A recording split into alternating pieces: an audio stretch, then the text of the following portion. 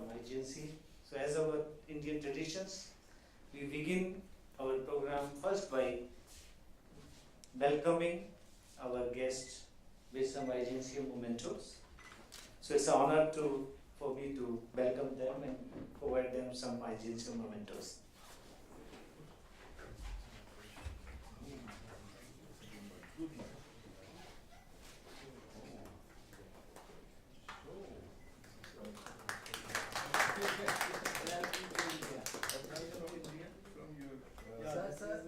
Sir. Thank you. IGNC. Okay. Thank you. Thank you so much. So, His Excellency, thank you and welcome.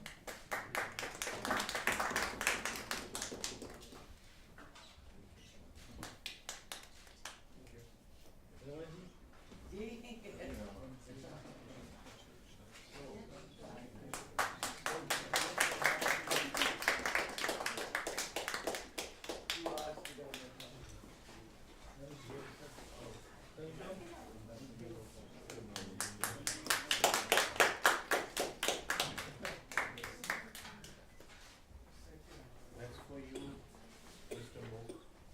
Mr. Mook, so I'm keeping it for you.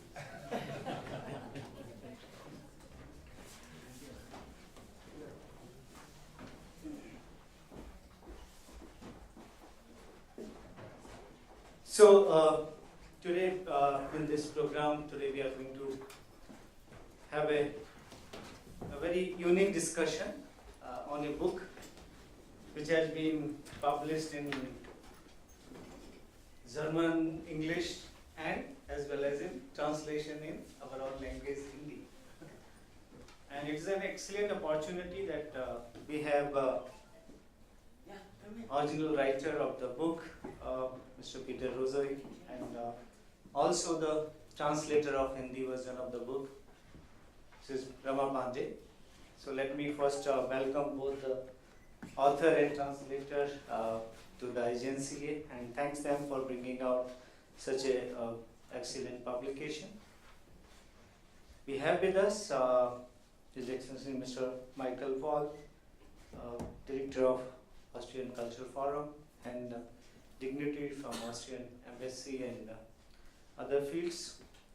So I welcome you all, Mr. Manish Bahl, who has been well coordinating for this program at IGNCA. Just few words of introduction for our guest about IGNCA. It is a autonomous body of Ministry of Culture, Government of India, a academic and research institution set up in 1987 and having research and academic programs in all form of arts through various research projects, publications, we have been working with several projects of Indian art and culture. We have one of the largest resource center on cultural heritage, Indian cultural heritage, which includes a print library, manuscript collection of over 300,000 in digital form. Then we have 45 personal collection of eminent art historian and artists from different field of the art and culture, archive in our culture archive. We have more than 100,000 visuals on different aspects of Indian heritage, including festivals of India, monuments of India, and several other fields. Currently, we have very unique project going on, Vedic Heritage Portal, which is working on Indian Vedic traditions. Then we have a National Cultural Audio Video Archive with 30,000 hours of video recording under open access. We have been doing culture mapping of cultural artifacts and artists in India as a project. We are also nodal center for UNESCO Memory of the World program, and I personally also represent India in UNESCO Global Task Force on Indigenous Languages as a co-chair of the committee. In different art fields, we have been publishing books, more than 1,000 books we have already published. And we have several databases, created databases on on different aspects of Our manuscript collection is from more than 100 libraries of India, collected through microfilming and digitization. So this center is one of the most reputed and premier center. We have been collaborating with several countries in organization of seminars, book discussion, exhibitions. Like on 27-28, we are having an international seminar on literary museums in India and Russia, and we have been having collaborative seminar that speakers from both Russia and India will be deliberating on this very important topic. I know you are here to listen, not to me, to eminent writer, Mr. Peter Rosoi, and also the translator. So let me just welcome you once again. Thank you all for here, and I invite in the beginning of the program Mr. Peter Rosoi to for his overview of the book, both English and German. Over to you, Mr. Peter. Okay, so it's great to be in India again, and also very interesting.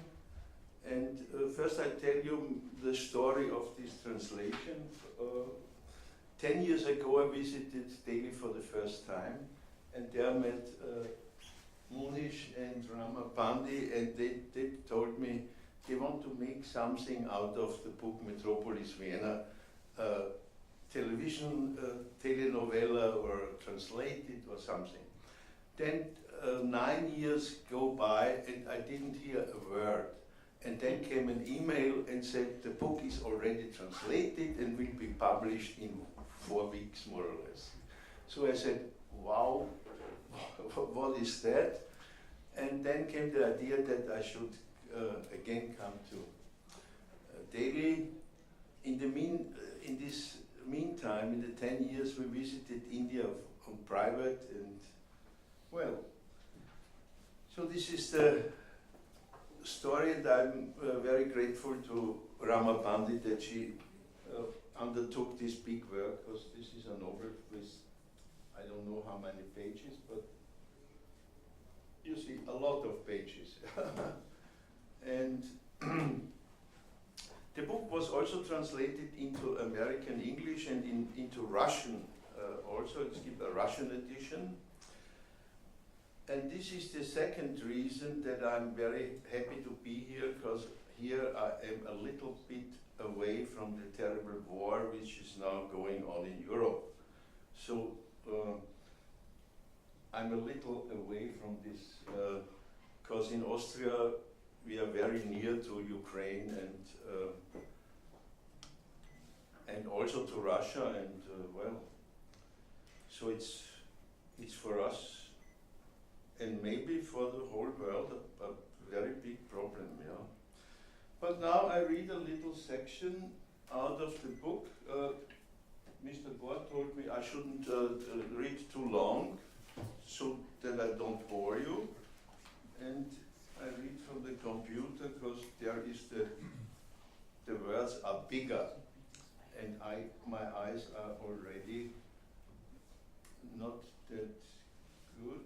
What does this here? Yeah, so I just open the program, and here I have the translations. Vienna Metro. In American English it's Vienna Metropolis, and in German it's Wien Metropolis. But compared to Delhi, Vienna is a very small city which had only 2 million people inhabitants, yeah? And Delhi has 30 millions, or even more. So, but Vienna once was the capital city of a very big empire, and you still, if you visit Vienna, you can see this, the sign of the old times. And in the last years, a lot of Indians visit Vienna.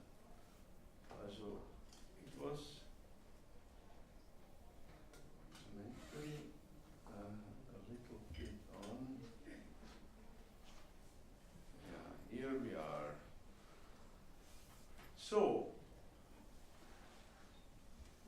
did the three gentlemen meet? At the Naschmarkt, the open-air market in Vienna, on the side away from the city center.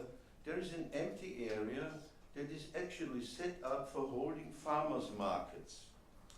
With the psychological astuteness typical of him, Leiter Maritzky can immediately tell that he will be able to cook up some long-term deals with the two guys he sees there at the edge of the broad, uneven grounds, over near the railing by the Werder River flowing by, deals not limited to the purchase of a few gold-plated ladies' earrings, a somewhat worn-out Persian stole, or an opera glass that is only about 50% functional anymore.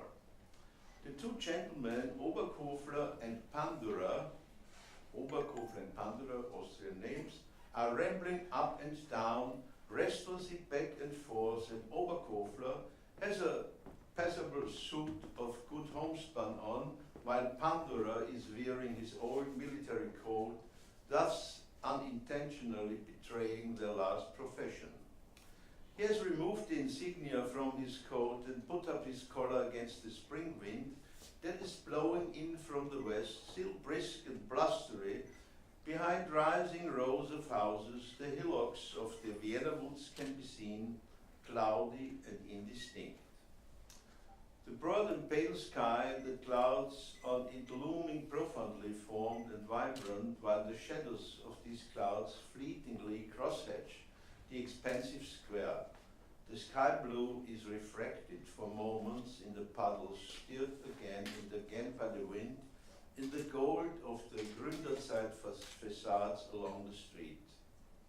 While Oberkofler hops around in clothes that are a bit too lightweight for the season, like now in Delhi, by why in God's name didn't he put on something warmer? His companion Pandura runs along next to him as if let loose from a leash.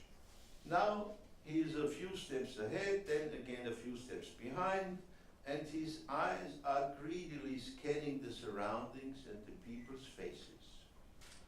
Leiter Maritzky was already coming over, sidling between the other passers-by and competitors, slowly and assured of victory.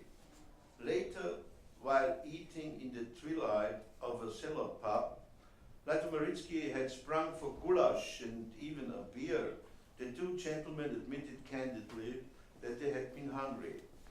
What do you mean hungry? I could have eaten a horse. But it seemed to me, with the couple of pennies that I can give you for that watch there, you guys aren't going to be able to jump very far, Leiter Maritzky said. The watch, the object of negotiation, was lying on the table, a man's wristwatch with a torn-off leather pen. Do you often, are you there at the market a lot?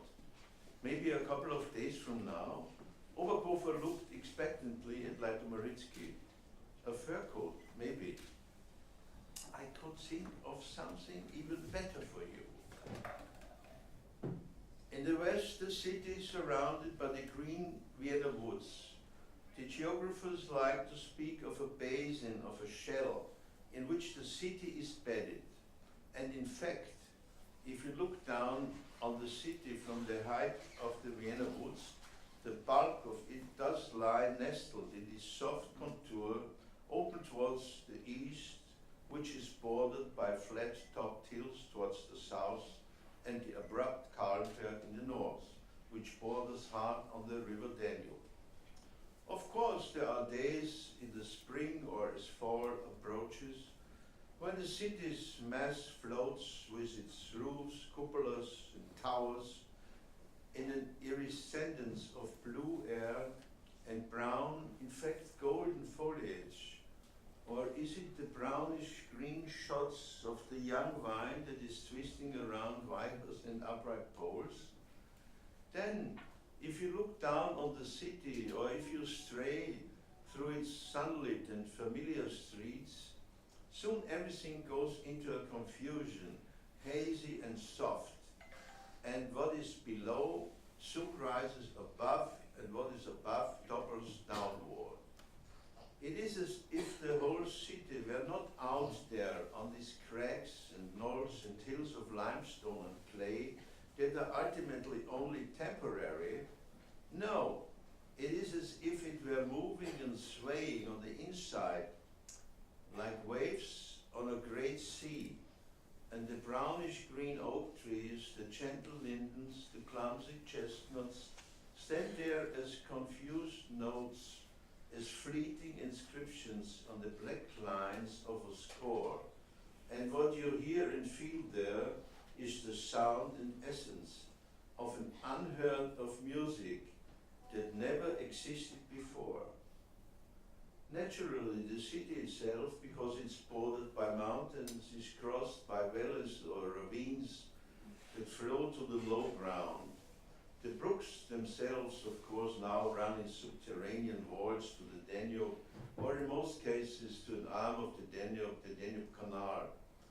The ridges of the hills are inscribed in the superficial form of the city. In the valley cuts, the traffic rolls along, and only towards the center, in the Josefstadt, for example, where the difference in height between hill and valley has evened out, everything gets mixed up and becomes a single grey, and within the grey, colorful totality, surging here and there, undulating, seeming to move without purpose. So, and now I read the description of Vienna, the last part, in German so that you can hear the music. The German music is very different from the English music, and also different, of course, from Hindi. So, if you are interested, I read it in German. It takes only 4 minutes or 3 minutes. So you can hear the sound of, moment, there we go. Ja. Im Westen wird die Stadt vom grünen Wienerwald eingefasst. Die Geographen sprechen gern von einem Becken, von einer Muschel, in die die Stadt gebettet ist. Und in der Tat, schaut man von der Anhöhe des Wienerwaldes auf die Stadt hinunter, liegt sie, was ihre Hauptmasse betrifft, tatsächlich geschmiegt in diese weiche, gegen Osten hin offene Form, die eingegrenzt wird von flachkuppigen Hügeln gegen Süden und dem schroffen Kahlenberg im Norden. Jetzt überspringe ich etwas und komme zu dieser musikalischen Stelle, weil Wien ist ja bekannt als die Musikstadt sozusagen. Mozart, Beethoven, Schubert, they all lived in Vienna. They did not originally come from Vienna, but Vienna is proud to have hätte. Es ist, als wenn die ganze Stadt nicht da draußen wäre, auf diesen zuletzt doch nur temporären Klippen und Kuppen und Hügeln aus Kalk und Lehm. Nein, als ginge und schwankte sie im Inneren drinnen wie Wellen eines großen Meeres. Und die braungrünen Eichenbäume, die sanften Linden, die tollpatschigen Kastanien stehen da als wirre Notate, als flüchtige Einzeichnungen auf den schwarzen Linien einer Partitur. Und was du da hörst und empfindest, sind Klang und Wesen einer unerhörten, einer noch nie dagewesenen Musik. So, thank you so much. Ja.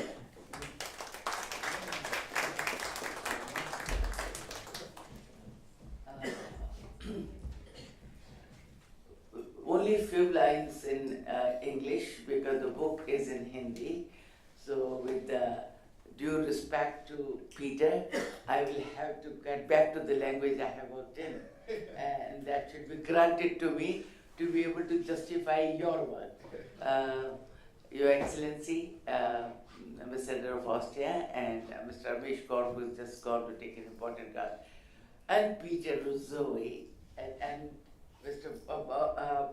Michael Paul, and my friend, and in a way, dear guide, Manish Vahal.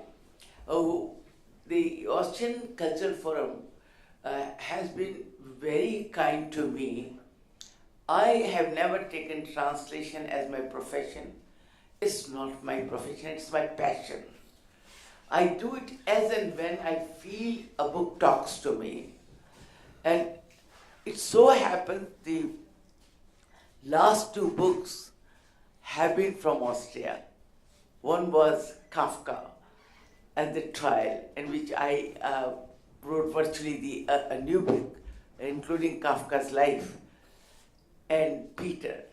Peter is in Indian spirituality, I would say, we were destined to meet and we were destined to work together.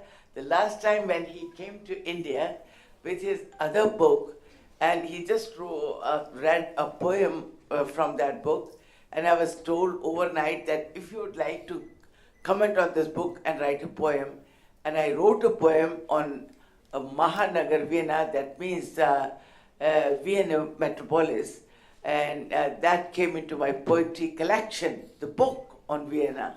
That was part of his novel, and became very popular. And then it was decided that probably his book should be brought in Hindi. Then he was kind enough, or maybe he saw a spark in me, he chose me to translate this book. Now I have to justify that what I did to his work, which then became my work, which I was talking to Your Excellency right now. When Peter was rather stiff on this word, that my translation, and I was very stiff to my word, it will be shadow translation. It cannot be translation, because nothing in this word can really retranslate the feeling in one language to another language unless you really adapt that language and understand the feeling. So 1 year it took me, Peter, to do your book. There's a virtually illiterate helper of mine sitting there. She is a witness to this, Prabha, who used to say, how many times you will keep on writing for 1 year? Because she can't read that. But I would compliment you. A very difficult but very modern book, very much talking to this generation, which is born after 35 or 38, 1938, and have grown up in this division and wars, and have got their own psyche.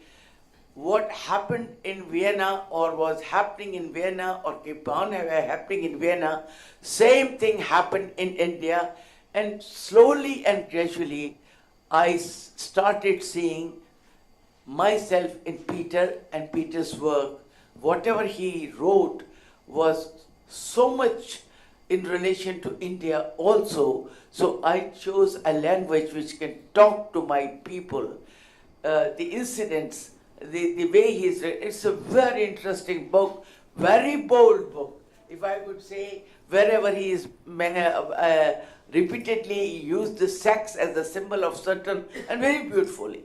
And then he is virtually a film director. I'm a film director too. His words are very picturesque. When he describes Vienna, it really sees how much love he has for Austria, and especially the south of Austria. Every single frame he describes to you, and you feel the trees, the mountains, and the beauty of Vienna and nearby.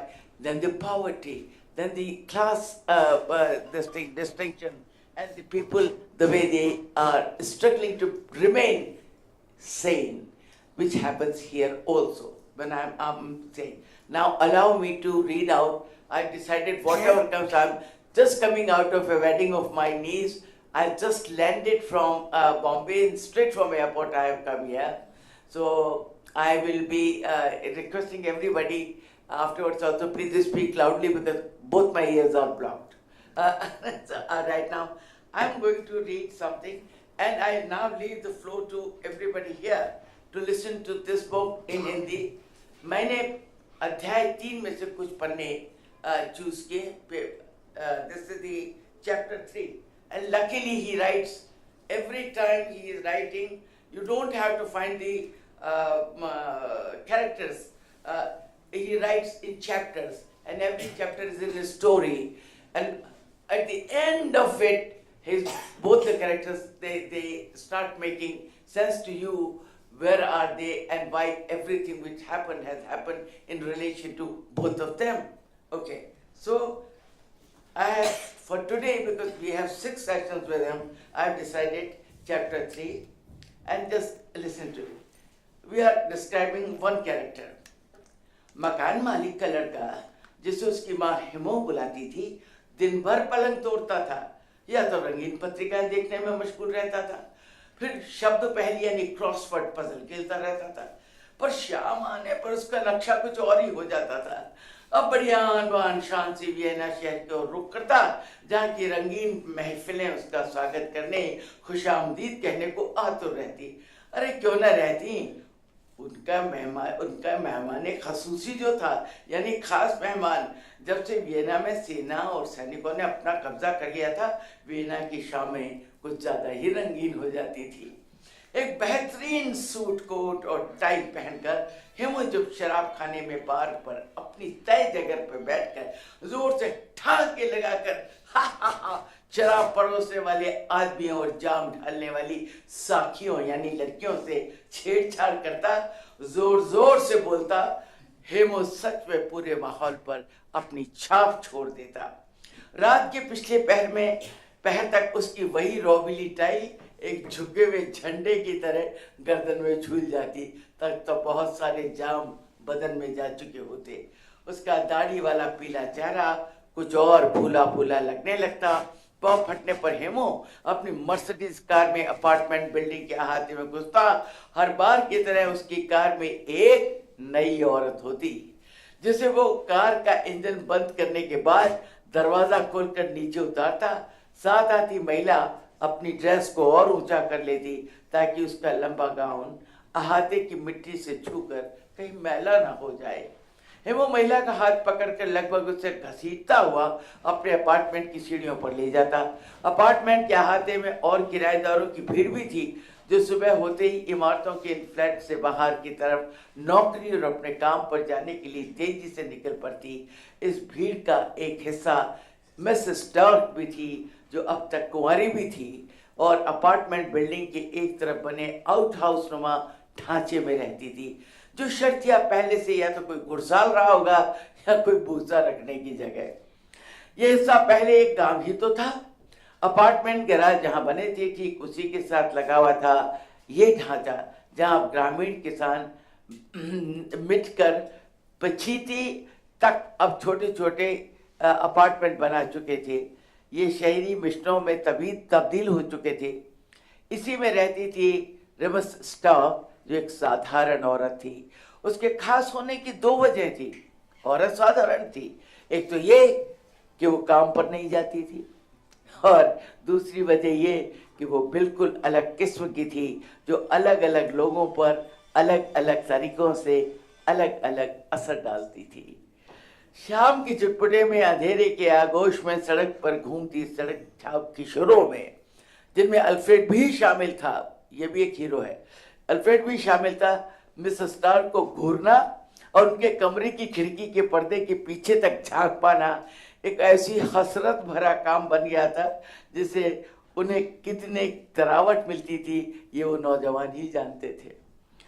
इस बात के लिए Alfred के बाप से उसको बहुत डांट पड़ती थी। ये अलग बात थी कि खुद अल्फ्रेड का बाप मिसेस स्टार्क को देखते ही लाड टपकाने लगता था। मिसेस स्टार्क के चेहरे से उसकी नजर हटती ही नहीं थी। इधर मकान मालिक का लड़का हेमो अब रंगीन रातों के बाद दोपहर को जागते ही अपने शयन कक्ष के पर्दे के पीछे से छिप छुप कर मिसेस स्टार्क के घर आने जाने वालों की खबर रखता था। कौन आया कौन गया, यही नहीं कि कौन आया कौन गया, उसकी रंगीन कमेंट्री बेचारी उस औरत को भी सुननी पड़ती थी, जो रात भर उसके साथ सोने के बाद टूटते बदन से पलंग पर अलसाई पड़ी करवटें बदल रही होती थी या चादर की सिलवटों से खेल रही होती थी। एक दिन अकस्मात मिसेस स्टार्क अपने छोटे से फ्लैट में मरी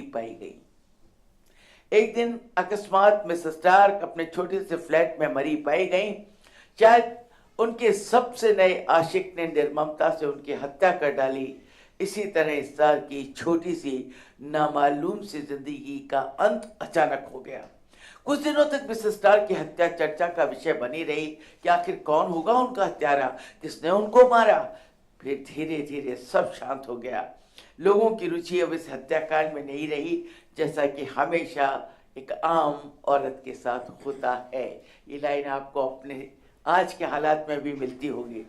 इस अपार्टमेंट बिल्डिंग में एक व्यक्ति और है जो इस अपार्टमेंट में रहने वाले किराएदारों के कमरे में फिट ही नहीं बैठता। ये व्यक्ति भी एक औरत ही है। ये महिला अल्फ्रेड के खून के रिश्ते में सगी मौसी है, जो खास वियना शहर में रहती है, अमीर है। वो अपने घर के सामने रहने वाली अल्फ्रेड की माँ से जरा भी मिलती जुलती नहीं।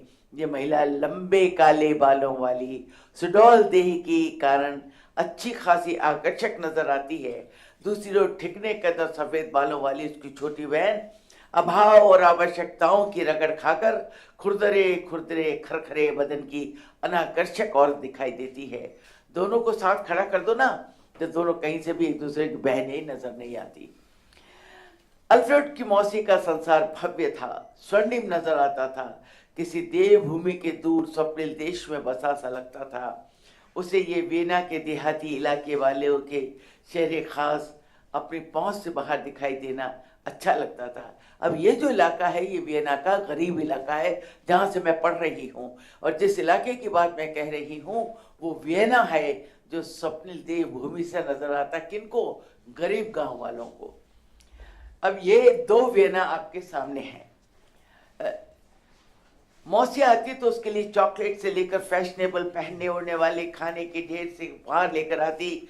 यही नहीं, उसके हाथ में आते ही कुछ नकद रुपए रख देती, कहती जो मन करे सोच कर लेना। पर अल्फ्रेड का बाप हमेशा पैसे छीन कर अपने पास रख लेता था। इस अपार्टमेंट के अहाते में रहने वालों को ये बड़ा अजीब लगता था कि अल्फ्रेड की मौसी कभी कभार बहन से मिलने आने के लिए इतना महंगा अपार्टमेंट किराए पर लेके रखती थी। फिर वो इस पहेली का हल ये कहकर ढूंढ लेते कि दोनों बहनों का भावनात्मक जुड़ाव है। आज भी अल्फ्रेड की माँ इस औरत की इकलौती बहन है, गरीब फैक्ट्री में काम करने वाली मजदूर है। तो क्या हुआ, बहनी उसका खून, अकेला ऐसा जीवित परिवार है जो उसका अपना था। आगे की कहानी पढ़ना अपने आप, मेरे पास समय लिमिट भी है, so I'm keeping the time. I would love to go on. So I hope you enjoyed the language and the तो आप सबको कैसा लगा ये? Thank you. बहुत अच्छी। Thank you, thank you. He is ready.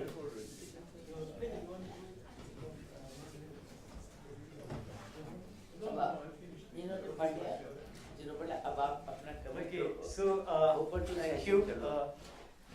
So now it's open to all of you for having questions with the authors. But to begin with, I have just one basic like address to both of you. Like my question is why Hindi translation? And as you mentioned that when you were doing translation, you were feeling that it is very well connected with Indian prose and thoughts. So what are those connects and common connection between the culture, the cultures? So similar the stories. Yeah. So first I would like to know from you and then. Well, on the cover you see a church in Vienna. This is the only Over the- thing which over looks the Bible. Indian. It's like it's very similar to Indian temple buildings. This is a very famous church from the 17th century from Bishop of Yella. I think, yeah. Or is it Lucas Lillebrook? I don't know. We have two big masters of this period, and it's in the center of Vienna, more or less. Yeah. So, what Rama said that there is much similar history. Well, the main thing for Austria was the two wars in 1 century, more or less. Yeah. So, and in between the two wars, we had a terrible economic crisis with a lot of unemployed people and so on. Yeah. So, as far as I know, the Indian history, there was a lot of wars also, and with the follow-up of a war, you have these problems of black market, yeah, of unemployment, of people you have to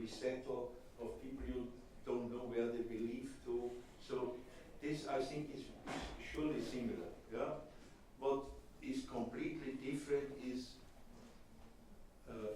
as I told, Vienna was the capital city of a big empire before, well, till 1918, so 100 years ago more or less.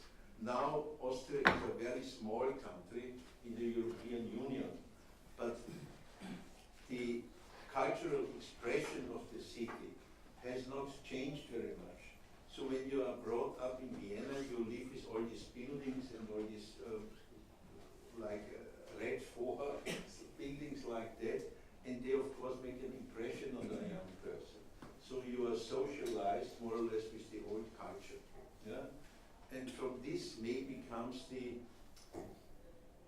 maybe it's a little bit lunatic, but from this old time comes the feeling that if I do a good work, I can speak to everybody on the globe, more or less. Because in the old times it was like that. Yeah? Now we are politically very small, but we have a rich culture in the backyard, so to say.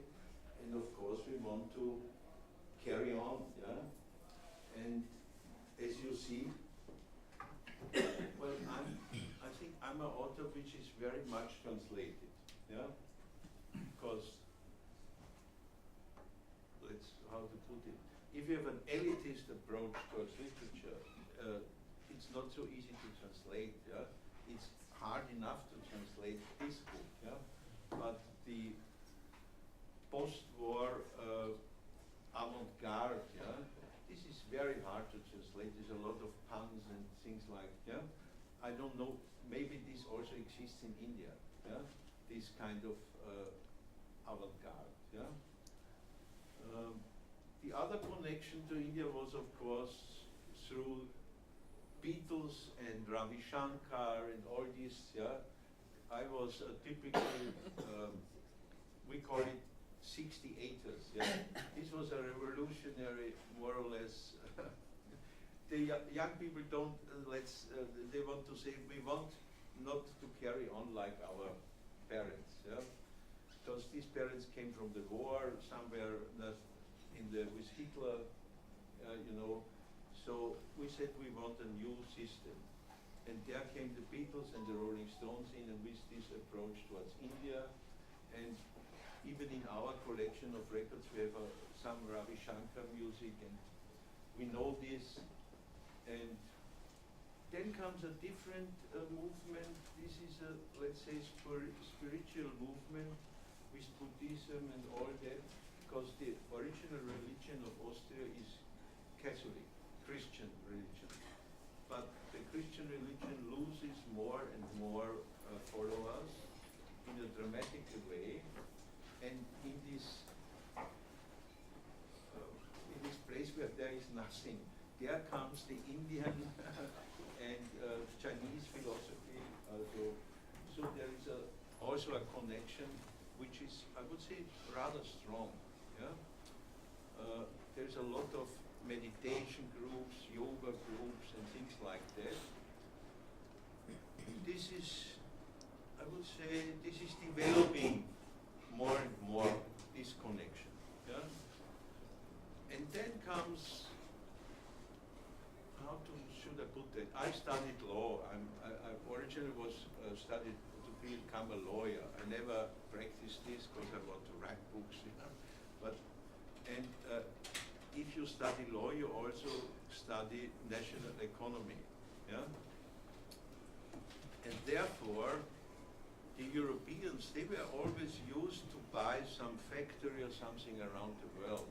But then came the Mittal Group and bought something in Europe. And this was a big change, yeah? So that the Indians, or also the Chinese, of course, are now big players, and you have to deal with them, yeah? So this is a movement which is still developing, and this brings, of course, people together in the economic process, yeah? So when I went to Pune, I saw the car factories and aircraft factories from Germany, but on the other hand, you have Indian investment in Europe and, of course, in the United States too. But this is also a process you have to monitor if you want to understand in what world you are living, yeah? Because otherwise you you will think Europe is still, you know, on the top, and then comes the United States, and then comes the rest, but it's completely different, yeah? So I advise all the students, and I often have lectures like this, and say, carefully watch what these people are doing, yeah? Because in the, how to put it, in the globalization, you have to watch very carefully what everybody does, and don't forget where you come from. So we don't forget where we come from, but we watch very carefully what you are doing. Great. So, Ramaji, now it's your turn. You were saying a lot of difficulties like in translation, and you took a lot of time in basically first understanding, and you being a like person from film and theatre, the emotions and all those things. You very well. We have seen when this book was launched initially in IGNC, and we have a very detailed discussion on that. But still, you would like to say a few words more on that aspect. Connect. एक तो जरा इसका sound जरा ऊपर ही रखिए, इसका मेरे दोनों ईयर ब्लॉक्ड है। तो बहुत अच्छा सवाल किया गौर साहब ने, विद्वान आदमी तो हैं। अभी मैं एकदम मुझे याद आया कि शायद आप लोगों को सुना नहीं होगा, देख आएंगे। पीटर का जन्म 1946 में हुआ। अब आप सोचो कि ये वो समय था जिस समय पूरा ही विश्व हर तरफ से टुकड़े टुकड़े हुआ पड़ा था। तो ये जो लेखनी इनकी चली है, इनकी लेखनी ने विषमताओं की तरफ बार बार ध्यान दिया। जो एक चैप्टर का मैंने सिर्फ 3 पन्ने पढ़े हैं, this is the disparity of the society में, that's what I read chapter 3। वो इन्होंने पूछा कि आपको इसको ट्रांसलेट करने में बहुत दिक्कत आई होगी, ये तो सच है। तभी मैंने इस शब्द को कहा छायानुवाद। मैं भावानुवाद भी कर सकती थी, फिर मगर वो बड़ी सतही बात होती। If I would have said it was expression translation, no, it's a shadow translation. It's a shadow of your original thing. The shadows will not go away from your original work, but will create a longer shadow or a shorter shadow. So I have given a new word in the Hindi literature. This is also a new happening with this book, that they have accepted this word and are very enthusiastic about this, the word called shadow translation, छायानुवाद। अच्छा, जब आप छायानुवाद करने बैठते हो तो आसान थोड़ी छायानुवाद करना। बहुत सारी चीज़ें हैं जिनके अपने यहाँ पर कोई सिमिलीज नहीं, कोई उपमा नहीं, कोई खुलकर बात करने का जरिया नहीं। अच्छा, जब मैं आपसे खुलकर बात करने के लिए, because we are all literary people sitting here, आधे से ज़्यादा लोग सब लिटफेस्ट वाले हैं, half of them are from the litfest. So it was difficult in Hindi, because Hindi is supposed to be a language which has its own sophistication for general public. So we do not use so many words very openly for sex. Now Peter, because of what he was writing and what is accepted in Europe, he wrote a very bold after bold or bold chapters.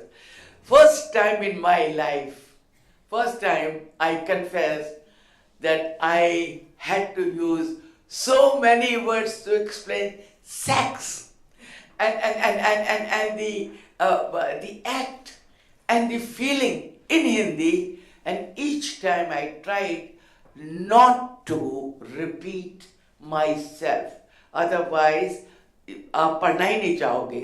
और वहाँ क्या चीज काम आई गौर साहब, वहाँ हमारा काम सूत्र काम आया, जिसने इतना खुल के लिखा। You have heard the word Kam Sutra. The Sanskrit has talked about sex so much in so many words. The organs, the women organ, the man organ, so many types of the words are there. And then each time, and he is really described it beautifully. And then I had to be more beautiful while saying it in Hindi. when the sex is with a very young girl, with an old man, when the sex is with the habitually using two women and all that. That was one thing. Along with it, the social disparity, the ambitions of the greedy people, the people who everybody wanted from 1938 onwards in the entire world to become rich or survive or to not, at least not die of hunger. And that was the time when each time I had to go back to colonies of India, the dilapidated buildings of Bombay.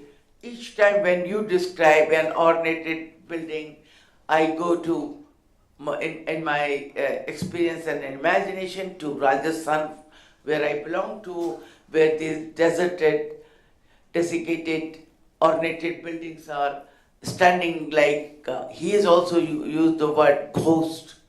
You use the word the ghost town, and the ornamental sculptures on these buildings are very ornamental in Rajasthan, but they are also have become ghost towns. So many a times, I will say 2/3 times, Peter, you took me to all over India, but through your book, and I could find there is so many similarities in Austrian society and in this metropolis, Bombay, Delhi, Calcutta, Madras, you name it, so many matters, like metropolis Vienna. Yes, there are segments and the corners. This is a very beautiful last chapter. It's like page 3 of Times of India, where you describe a party. This is the last party in which you have all those pseudo-intellectuals, and he's really described them very well. And one of them also wearing a Kashmiri shawl, and I could see Delhi parties of these pseudo-intellectuals. I could feel Bombay parties of so-called pseudo-intellectuals, and the kind of talk, the dialogues, it's a drama. The book is drama, Peter. I don't know, someday maybe I do that, but yeah. I read a couple of chapters. I was just wondering if you could somehow get a film made, because the human emotions remain the same whether it is in India or it's in Austria. You know, they are like so close. Yeah, so close, and it was just very difficult. The question was it difficult, Rama? Yes, God Sahab, it was a rebirth of my soul, because it took me 1 year to write it. Look at the original English translation. It's this size. Look at my Hindi translation. It is this size. So this much of work it has taken. This much of my publisher was very happy with this. Vani Prakashan and Aditi Maheshwari. She said each time the compliment which came that the flow of the book is unparalleled. And after me writing, luckily India's one writer, Geeta Shri, won an award. Her book was translated in English. That was vice versa. But I am happy that we did it in Hindi and we are getting that compliment. That credit goes to you, the original worker. So I would say, Jodi hamari jamegi aisi jani. So that is why I try to be true to his work. Thank you, Ramaji. I have many questions, but I think now let's have some questions from audience, like participants. If you have any curiosity or if you have Whosoever has any question. and either of these authors, author or translation, please feel free to ask the question. Hey, yeah. Go on, Mike, because I thought Nanik can't hear. Yeah. No, I just That's right. wanted to ask you, since you're talking about Chaya Anuvad. So Chaya Anuvad, as to my little understanding is, of course, we are not calling it a translation. It is an adaptation or it is a rewriting of it to fit in the Indian culture. So you would have read it so many times, the book, to actually fit so that the Indians also can, correlate with it. That's why we will get more of readership. How to explain that? Yeah, very nice question. This is Vinita. She's doing the Har Festival, and this book is having its session in Harlit Fest in Gurgaon. I would say I would call it shadow translation because as I explained right now, I'll not like to repeat myself because that gives you the freedom to really be nearer to the writing. But if had it been just a translation, or I would have said adaptation, no, I can't adapt his book. I've not adapted. This was an understanding between me and him. But in my way, what I have written to you, it might look like an adaptation, but it's not adaptation. It is, I have said it in my words, his facts, my language, but the facts remain the same, not an iota of a fact is here or there. Then I would have taken liberty and would have said I have adapted. Adaptation gives you that liberty that you can choose or edit or rewrite what you want to. Yes, I have written his book, virtually rewriting, but not as my book, as his essence of his book, the fragrance of his book in the bottle of Hindi. That's what it is. Well, the goal of literature is not to describe the reality, but to create its own reality. Yeah? So this is the process in German also. Because I could not describe what is going on here. I can describe what is in my mind afterwards about this meeting. Yeah? So I created anew, more or less. Yeah? So this sounds very familiar to me, what Rama is telling. Yeah, thank you. And the second thing is, the main interest is not the, let's say, what would you say, the colors or manners or things. It's the cultural process and the sociological process which is going on. And of course the capitalistic economy creates more or less in every country similar problems. It is on one hand an advantage to have a good market which is functioning, and on the other side you just have to look out on the streets what it also produces. And this process is more or less depicted in the book. So what Rama says, it's similar. So this is a deeper lying similarity which comes from the economic process. Because this was after the Second World War, more or less all over the world, except China with its special approach towards economy and politics, very similar. And then it goes deeper. If I go through Delhi, I see these postmodern buildings. They are all over the world. If you go to Los Angeles or to Vienna or to, I don't know, Frankfurt or Berlin, you see the same. I could take this building and just like it is and put it to Berlin, for instance. Very similar. And when we planned the lecture, I read the Times of India. I normally read the London Times because I'm interested in Brexit and what is going on with this city. I don't know. I don't want to qualify it. But when I read the Times of India, it's like I read some paper from Austria. It's not very much different. So I can easily understand that what Rama said, shadow translation or the adaptation. Of course, you have some moral differences towards sexuality, as you put it, and well, how should I put that? As a Catholic or Christian country, Austria after the war had a very strict code how to behave, and for instance, if you attend to university, you have to wear a black tie and a suit. Now the people go with blue jeans and the young students. So it's a change within my lifetime, more or less.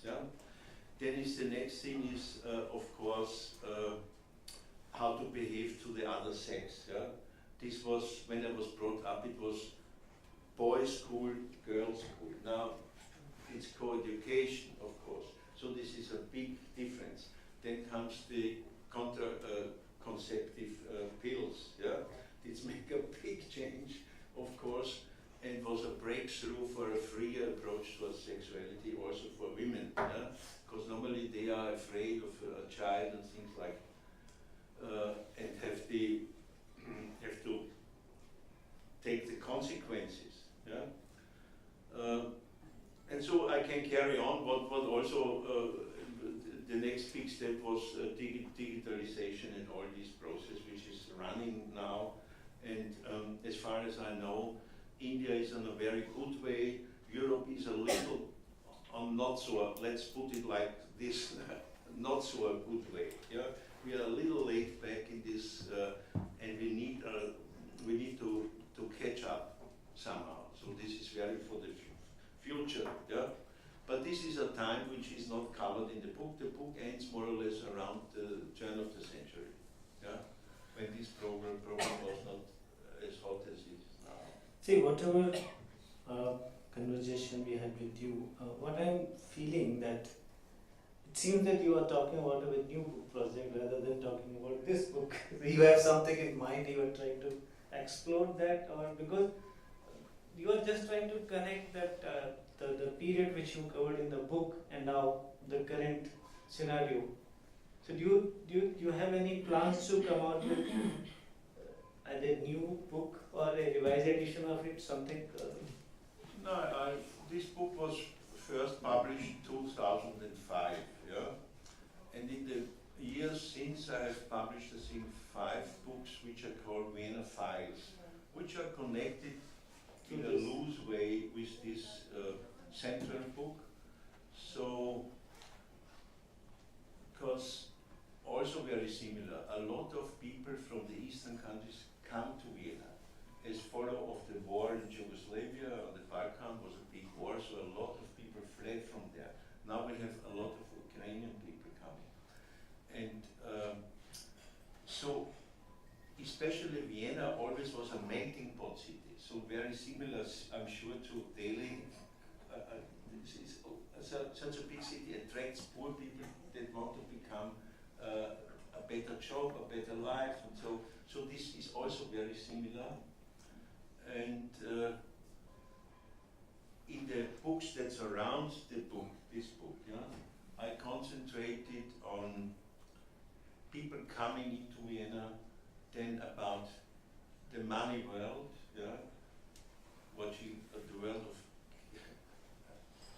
I put it, the world of greed, more or less, yeah, how to not only earn money, more, and the consequences which come out of that, yeah.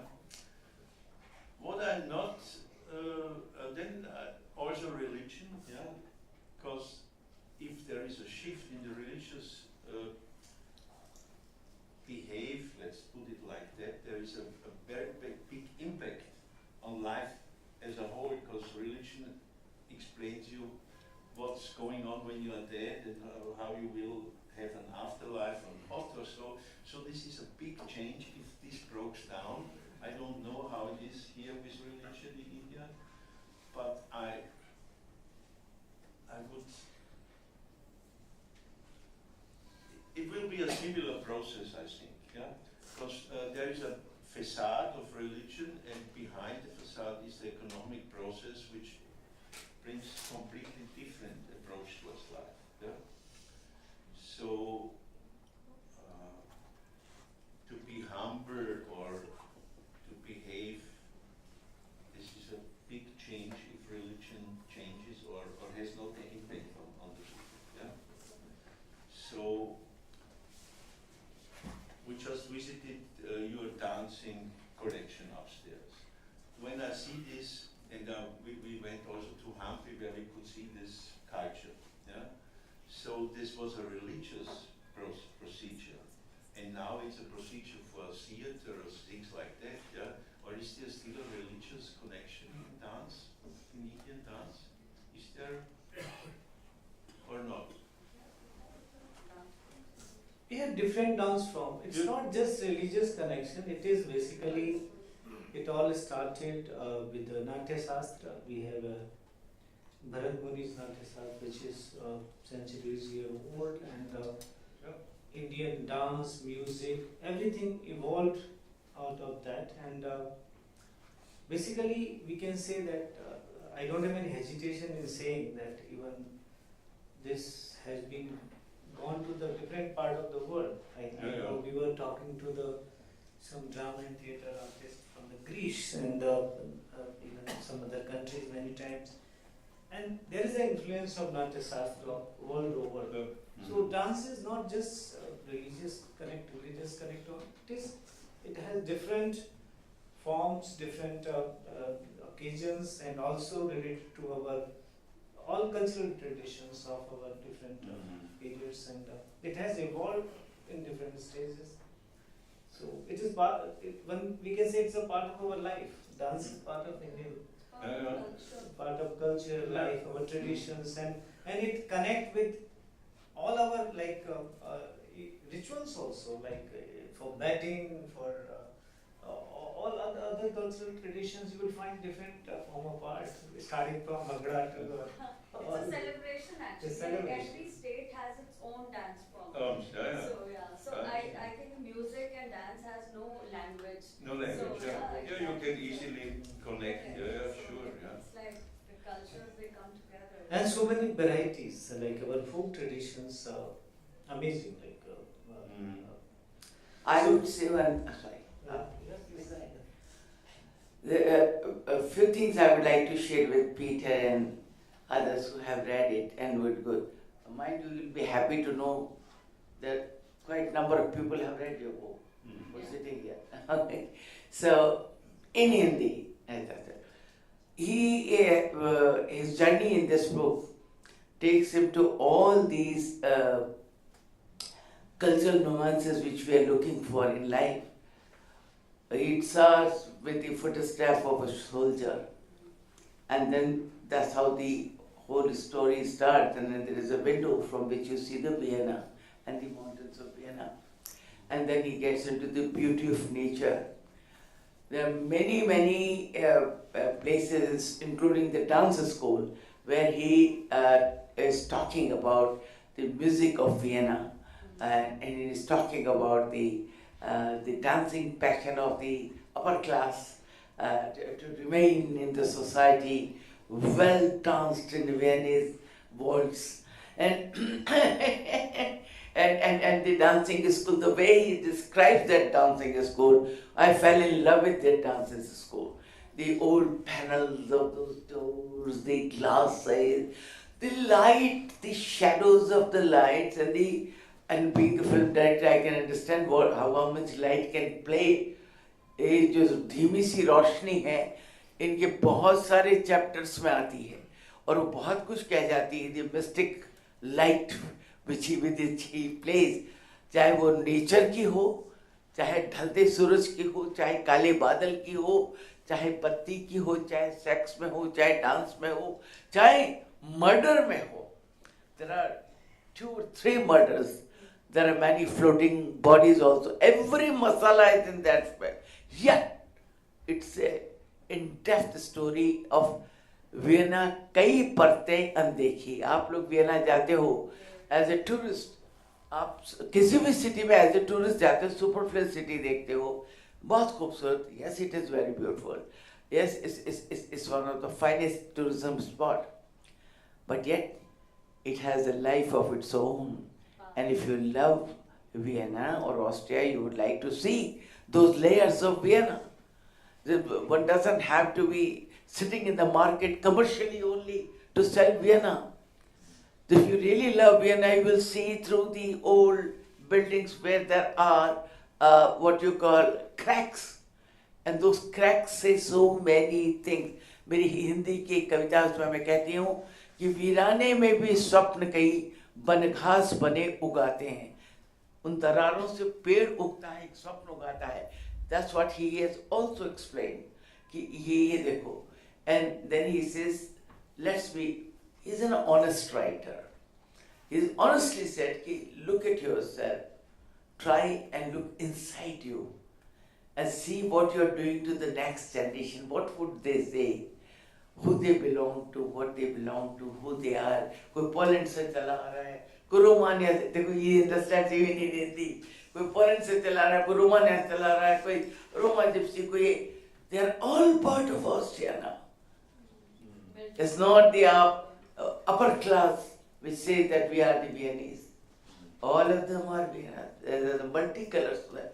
So, when you read this book, you read the music of Vienna, you read the beauty of the nature, not Vienna, I should say Austria. Very beautifully, at one place he describes making of a railroad and the rail going there. और मुझे अब एक शायर का एक line याद आ गई अपने आधुनिक ख्याल में, कहते हैं कि तुम किसी रेल सी गुजर जाती हो, मैं किसी पुल सा थरथराता हूँ.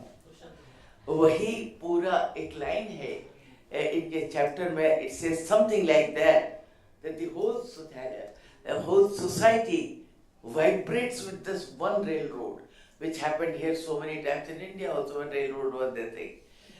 And out of nowhere they were wanting to make money. We see our kabadi walas, they have their own scrap dealers. We're talking about the scrap dealers. We have a culture of kabadi walas. You talked about the pieces of the railroads. So I have lived this book and for 1 year, and then I started writing this. So this question is this, that does it talk to you? Yes, this book talks to you. I highly recommend, do read the book.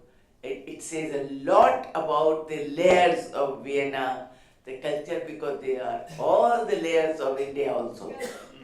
That's what is this. Thank you, Ramaji, for your very emotional, and because I know you have lived it and you're still feeling it, and that's a great.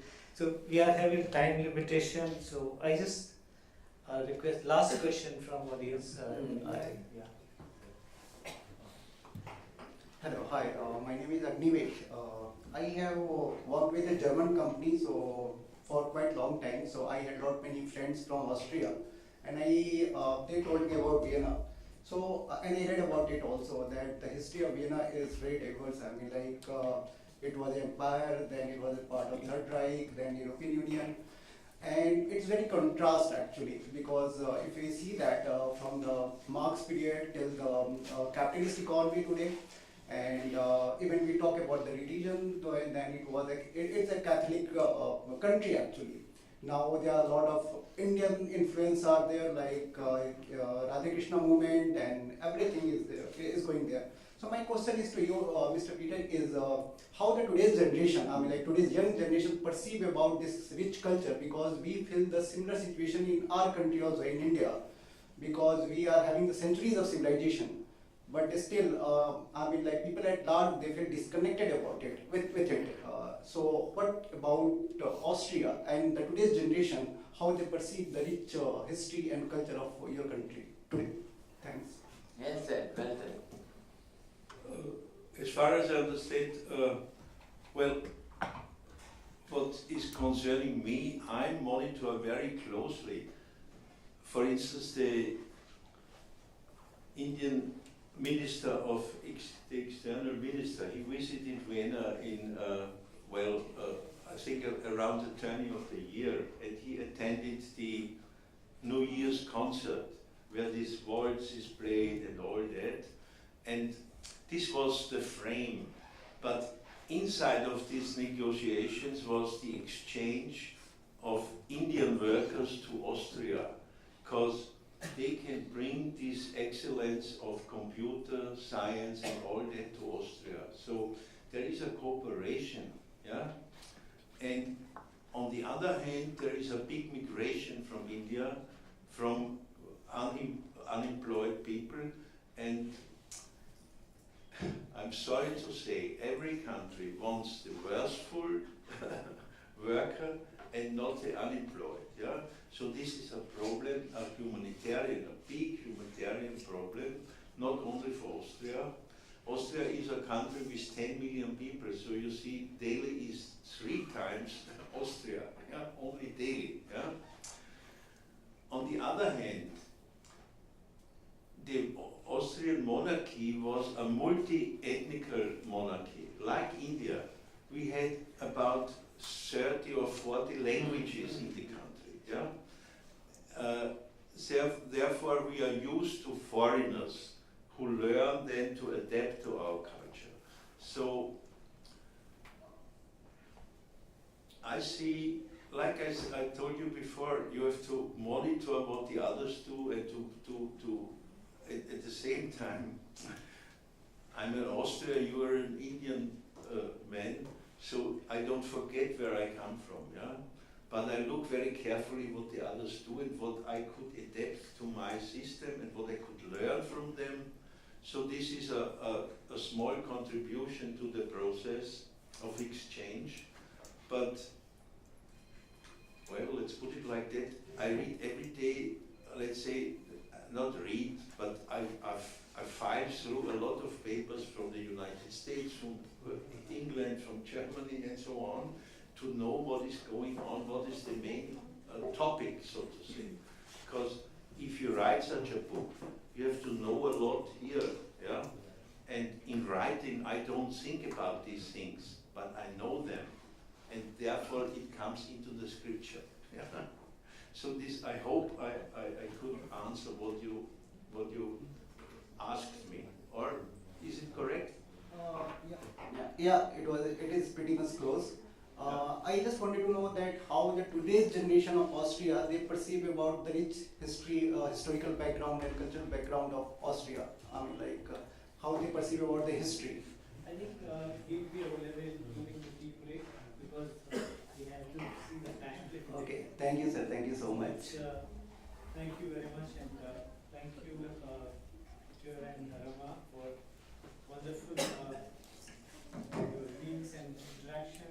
And at the end of the program, we have with us Mr. Michael. I wanted to request, we all can show or take one picture raising the book, which we need for our... Definitely we will do that. Okay. Maybe a little bit Yeah, later. I Ramapandi, it's really, your reading was outstanding again. I heard you once before, and this was again really uplifting and getting you into the theme. And I think you made with your translation Peter Rosa's work really very close to bring it to the Indian public and also to the audience. I think this is really, I want to thank you very much, and also for Peter Rosa bringing us this art piece to Delhi. The Austrian Cultural Forum here is very small, so I'm really glad that we have a huge audience here tonight. Really thank you for coming and for your interest. And I think we will answer these questions you have bilaterally outside here with our tea.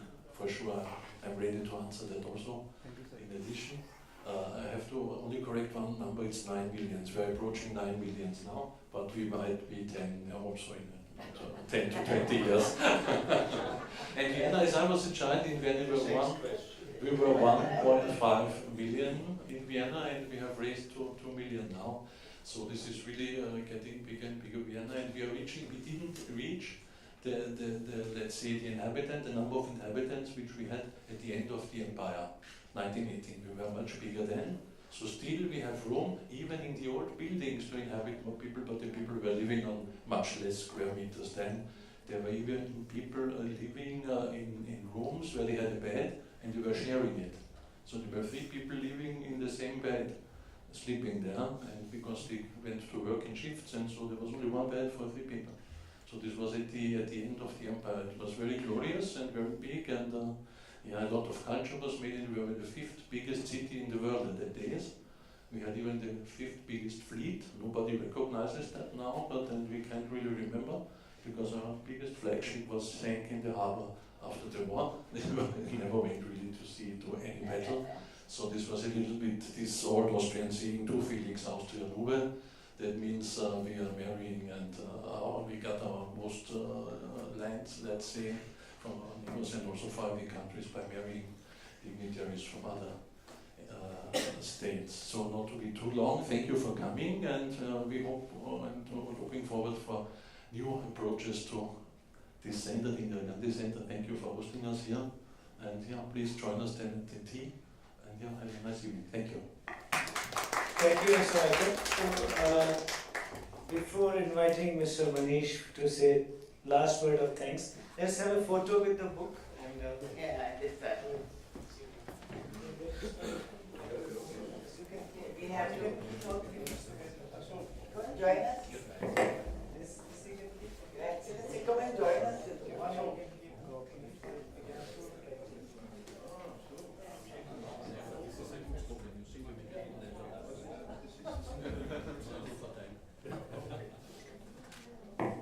Yes.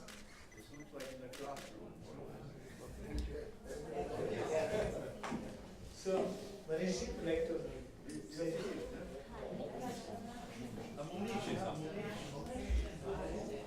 Well, good evening everybody. Dr. God has given me the most tough and most difficult task to say words of thanks, because I really don't want to miss on anybody. Everybody has contributed in a big way for this particular project.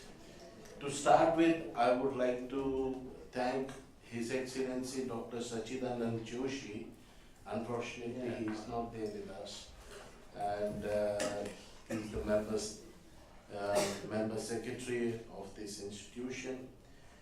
Then we have Dr. Gaur, head of Karakosh and also director of National School of Drama.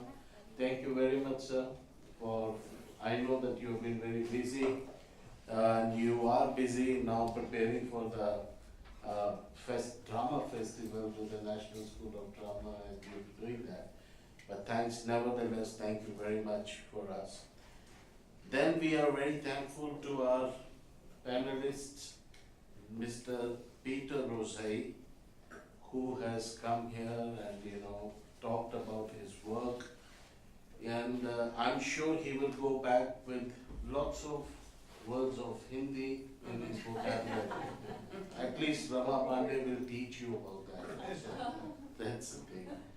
And then of course, they say every man has a successful woman, or a successful man has a woman behind him. So I would like to thank Mrs. Rosai also for bringing him here. And thank you very much, ma'am.